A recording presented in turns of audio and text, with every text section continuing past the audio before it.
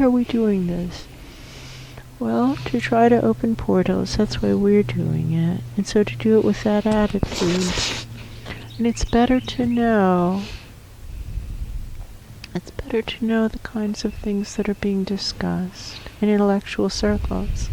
That is true. That is the benefit To them upstairs, is that these are the kinds of things that are being discussed in intellectual circles. Yeah, that's right. Amongst this species on this planet, in this dimension.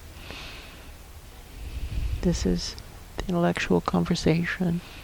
I think that's value to that. Yeah, Like, I feel that feeling of that is of value to us. It's a value. All right. Then we continue. Number 13. Why do you believe humans are always trying to find a perfect place? We don't believe humans are always trying to find a perfect place. No, they don't. They think that is not at all what humans are trying to do. We don't think that's what humans are trying to do. We think humans are trying to scrabble with each other and come out on top. Exactly. They say if humanity was trying to find a perfect place, the planet would look completely different. Different. Humanity's just trying to win. Yeah. As if life were a team sport or something like that. Exactly. That's what they're talking about. Mm-hmm. Yeah, that's what we think humanity's trying to do. I'm sorry. Yeah. If you were trying to find a perfect place, you would not burn your planet to the ground. No. You would live in harmony. Oh. Does that answer the question? Yeah, that's it. We disagree with the premise of the question. That's so they the say, feeling in that room upstairs. That's a flawed question. Is that we don't question, answer flawed questions. Exactly. And this is important if they want to understand what the intellectuals are talking about.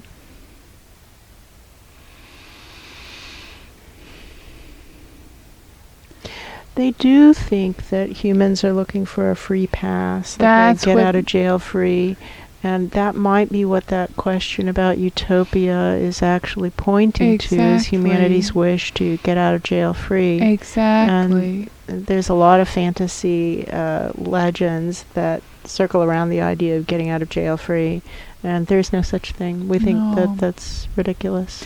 It's like they were talking about earlier with the question of freedom from past sins through lots of work and lots of effort and choosing to learn and then choosing to learn again.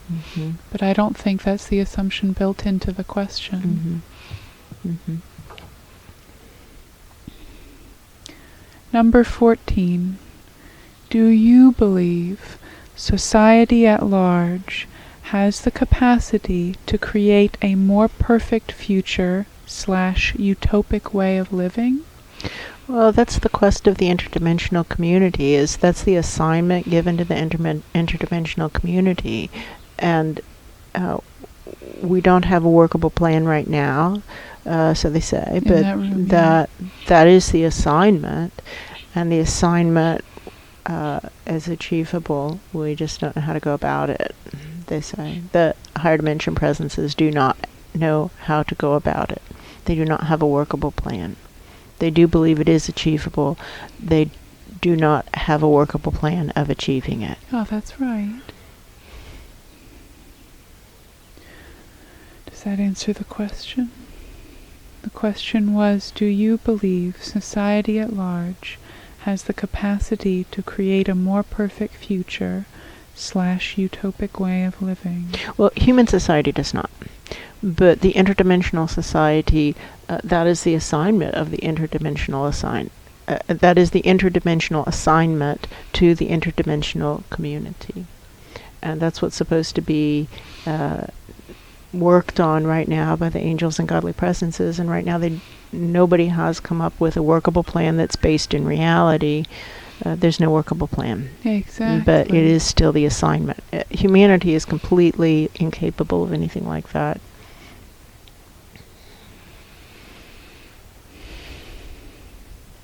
Number 15, asking up to those presences way up there, what would a perfect / utopian society look like? It would be a society in which might does not prevail, in which there is no bullying and there is no oppression. As long as conflicts are decided on the basis of bullying, either physical or financial or any other form, then that is not actually a civilization. It is a society, but not a civilization. In order to meet the definition of civilization that's used by wiser minds above, might must not be a decision-making component. So those of no status must equally count in the decision-making process. Think about toads. So if we could come to a decision where toads are valued equally to humans, then that would be civilized. Yeah, exactly. And until toads are valued equally to humans, it's not a civilization. It's a society, but not a civilization. So the idea of utopia has to start with, are we even into a civilization? And once we have a civilization, which means that might does not enter into decision making, then we can start to work on utopian concepts. But peace is a part of it, as is contributing, working, feelings of if you actually read Leninism and Marxism, they were describing utopian societies. Yeah, that's right. And the problem with Leninism, Marxism, communism isn't the design, it's just corruption. And it's the same with capitalism. It's also a not bad theory, but it's flawed because of corruption. Capitalism, however, is not utopian, and communism in its purest form, when it would work, which is not possible with humans, it would be utopian.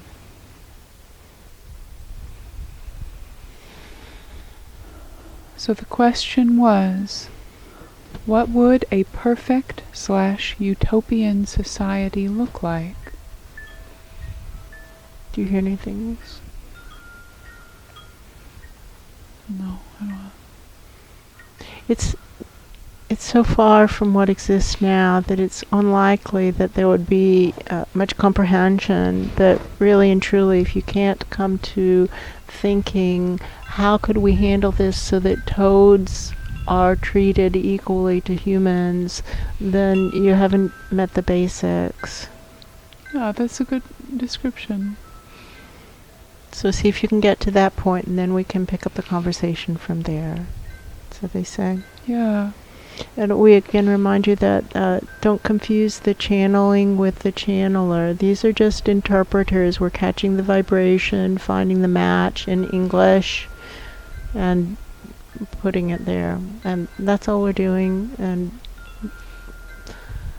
we expect that this will once again be a horrible experience for the channelers. That is our full expectation, but it's still the assignment. And maybe we'll be pleasantly surprised.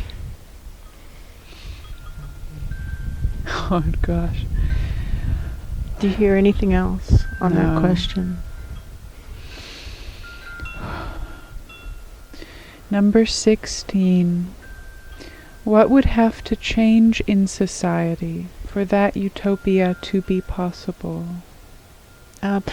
There's been much conversation about whether or not we angels and godly presences, should have begun with another species. That's what they're talking about.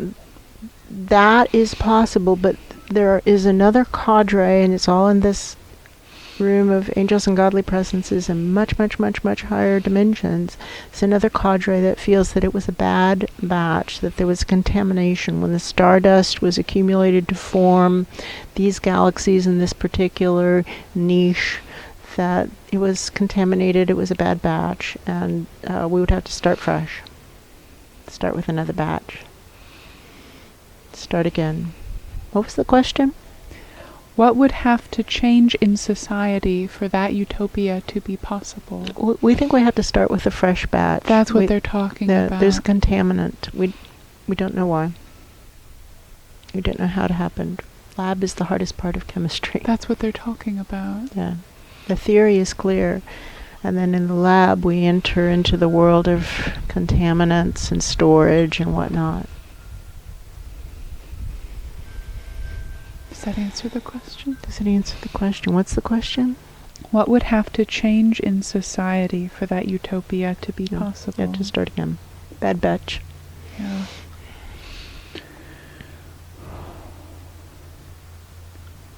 And now we come to the final question, question number 17. What do you believe a utopia to be?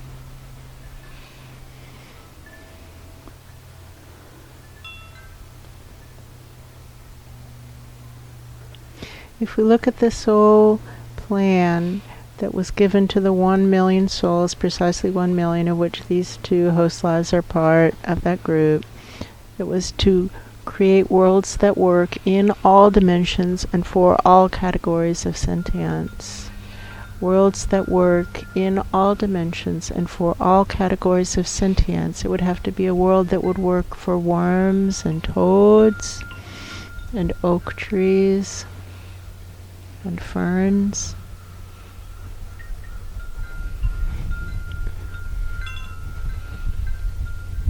Everything. It would have to work for everything. It would have to work for krill and crabs and bacterium and viri. And see how nasty we get about the virus. That's right. It would have to work That's what for the they're virus talking about. also. And for all the viri, not just the one that might come to mind when we think of a virus right now. And what someone is talking about in that much higher dimension room is the way that things were always supposed to work on this planet, was that every presence that comes into sentience has its own destiny, its own soul plan, its own series of things it needs to do between the time that the life starts and the time that the life ends and moves into the next stage of reincarnation.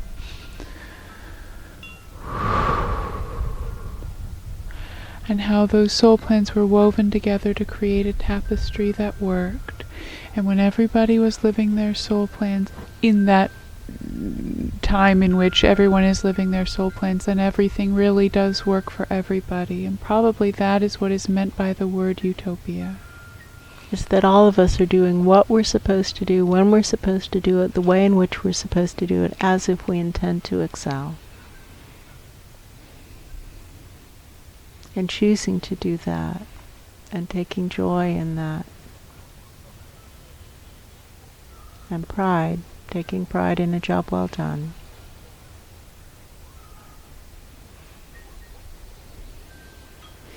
And everybody doing that.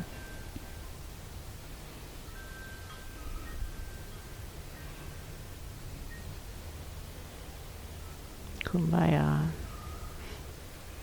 The camera just did something weird. What did it do?